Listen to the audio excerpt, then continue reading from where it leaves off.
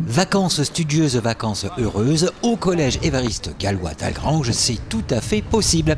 Méga-Info Régivision est allé à la rencontre d'une vingtaine de collégiens du dispositif Vacances apprenantes qui, le temps d'un après-midi, ont levé le nez de leur cahier pour s'adonner à la pratique du tennis au sein du club d'Algrange, partenaire de cette opération éducative. Pour nous en parler, monsieur Philippe Lozière, principal du collège Évariste Gallois, en présence de monsieur le maire d'Algrange, Patrick Perron, de monsieur Guy Muller, adjoint au sport, et de monsieur Bouchkachek, président du TC Algrange. Bonjour à toutes, bonjour à tous, bienvenue sur Méga Info Régivision. J'ai l'honneur de recevoir à côté de moi monsieur Lozière, proviseur du collège Évariste Gallois. Je pourrais même dire que je suis en cours avec lui, mais pas tout à fait, je suis sur le cours et le cours de tennis. Et ceci pour vous parler du cadre du dispositif Vacances apprenantes, dont monsieur Lozière va nous donner quelques détails. Vacances apprenantes qui s'articulent un petit peu durant ces vacances-ci sur une matinée de cours pour les élèves volontaire et puis un après-midi plus sportif articulé sur deux sports essentiellement, à savoir le tennis et la natation. Monsieur Lozière, Vacances apprenantes, quel est un petit peu ce dispositif? C'est sur le thème du volontariat et de quelle manière ça s'articule et pourquoi ces deux sports-là qui ont été plébiscités? Alors le dispositif Vacances apprenantes, c'est un dispositif qui permet d'une continuité des apprentissages avec une souplesse dans le temps, de permettre aux élèves de faire des activités qu'ils n'ont pas l'habitude. Donc on est sur 4 piliers. L'ouverture culturelle, puisqu'on a des élèves qui font également des sorties et qui réalisent une fresque dans l'établissement, des élèves qui font du tennis comme vous l'avez dit, des élèves qui font de la natation et ce renforcement scolaire le matin. Je m'appelle Peltre Jade, je suis en 3e. Et du coup, je suis venue cette semaine pour justement dans l'optique du brevet en fin d'année, pour refaire des révisions. Et puis en plus, c'est beaucoup plus cadré que le reste de l'année. Donc ça t'apporte quoi en dehors du fait que ça soit plus cadré, on est moins nombreux, on a plus le temps d'approfondir tel et tel sujet sur telle et telle matière, c'est ça? Oui, exactement. Puis du coup, on peut répondre à des questions si on a besoin, à réviser des choses qu'on n'a pas trop compris en classe entière, des choses comme ça. Donc c'est vraiment un dispositif qui permet une continuité, d'accompagner les élèves sur des temps de vie différents, un rythme scolaire différent. Et cette année, on a la chance d'accueillir des élèves de CM2, de 6e et 3e qui sont volontaires pour participer à ces activités-là. Alors pourquoi le tennis et pourquoi la natation? C'est lié au partenariat que nous pouvons avoir avec les associations locales qui sont le Tennis Club d'Algrange, que nous remercions, qui nous accueille depuis maintenant 2 ans, et le Sporting Club de Thionville pour la natation. Voilà. Donc c'est la raison pour laquelle j'ai l'honneur d'avoir à côté de moi monsieur Bouchkachek, le président du Tennis Club d'Algrange, qui participe pleinement à cette opération Vacances apprenantes. L'honneur est partagé. Je te remercie beaucoup. Alors pourquoi participer à cette opération? Et qu'est-ce que ça apporte un petit peu au club et qu'est-ce que cela implique et de quelle manière tu encadres les jeunes participants qui viennent soit découvrir, soit se parfaire dans cette pratique-là, si par hasard ils le pratiquent déjà par ailleurs? Par rapport au nombre de jeunes, le principal, M. Lozière, nous a dit une vingtaine d'élèves de 3e. Et nous, on s'est organisé par rapport à 20 élèves. Donc on a mis en place 3 terrains. Un terrain de padel qui se met là-bas contre les murs et sur le terrain là. Ensuite, un terrain ici pour apprendre le coup droit et le revers avec la machine, le lance-balle qu'on vient d'investir.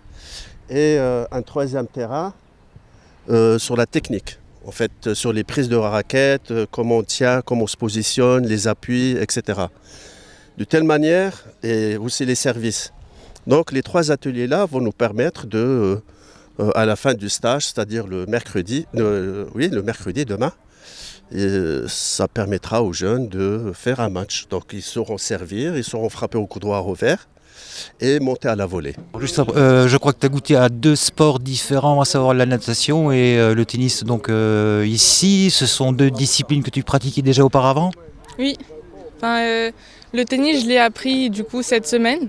Puis la natation, on en a déjà fait en primaire. Et puis voilà. Alors justement, cette semaine, ça s'est passé comment, cette découverte du tennis? Tu évolues de quelle manière? J'ai beaucoup évolué selon les personnes qui sont ici. Puis du coup, on a d'abord été sur le premier terrain, le deuxième et enfin celui-là. Et on a appris les bases et maintenant on fait des échanges, des choses comme ça. Ce dispositif n'est donc pas une première pour vous. Vous avez assez de recul pour nous dire quel est l'apport pour les élèves, hein, que ce soit les cours ou la pratique de différents sports durant l'après-midi. On est vraiment sur permettre aux élèves qui peuvent rester à leur domicile pendant les vacances d'avoir une ouverture culturelle, puisque bon, je l'ai dit, il y a des sorties à Pompidou, on a des élèves de CM2 qui sont allés à Pompidou hier, de pratiquer une activité sportive, d'avoir du renforcement et de créer du lien entre eux, de se rapprocher, parce que là encore, on est dans le cadre scolaire, mais sur des temps différents, sur une approche différente, et le lien entre élèves est beaucoup plus facile. Pour exemple, cet après-midi, on a des élèves de 3e qui encadrent les élèves de 6e sur la réalisation de la fresque. Oui, très bien. Je vous remercie beaucoup d'avoir été avec nous. Donc la prochaine fois, je vous filme à l'Open de Paris avec une raquette en main. Allez, c'est parti, on y va. Merci beaucoup. Alors, sans parler de l'Open Tennis Paris-Bercy ou Roland-Garros, retour au club de tennis d'Algrange, partenaire donc de ces vacances apprenantes du collège d'Algrange. Et petit coup de projecteur donc sur le club en lui-même. Tu peux nous donner des news sur la bonne santé, j'imagine, du club de tennis algrangeois? Alors, bien sûr, le tennis club se porte bien et on a envie qu'il y ait encore beaucoup de jeunes. Il y a une quarantaine de licenciés. Donc, principalement, on joue au COSEC à des créneaux bien déterminés. Donc, le mercredi, on a l'entraîneur qui s'appelle Michel Nice. Il donne des cours de 17h à 19h, de 17h à 19h.